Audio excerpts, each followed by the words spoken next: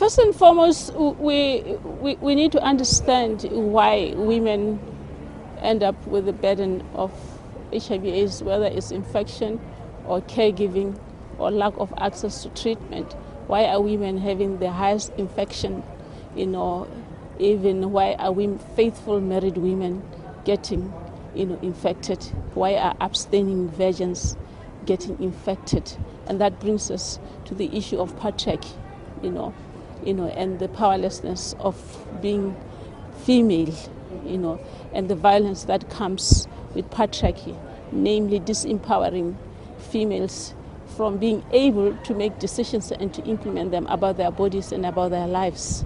That as long as patriarchy disempowers women economically, if a woman is that they need a man to eat, they need a man to have a house, and to raise their children, they will always be unable to take decisions that can protect themselves from HIV.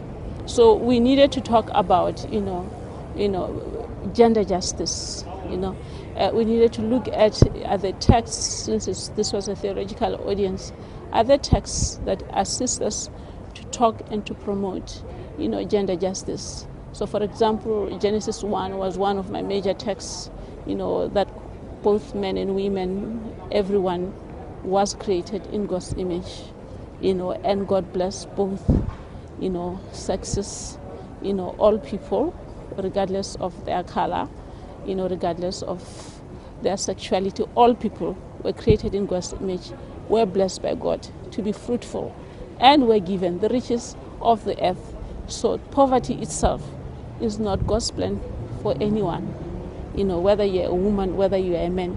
So if we have cultivated, relationships that have disempowered people on the basis of either gender or sexuality or race, then we have gone out of God's will for all of us.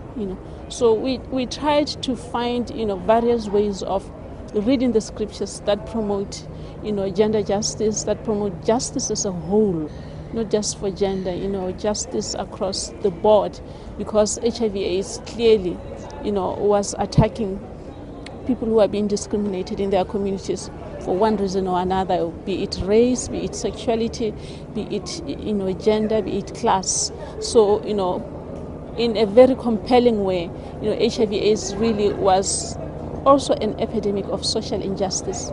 So if we were dealing with it, we really at the same time needed to look at all forms of injustice that expose certain groups of people to HIV, particularly women.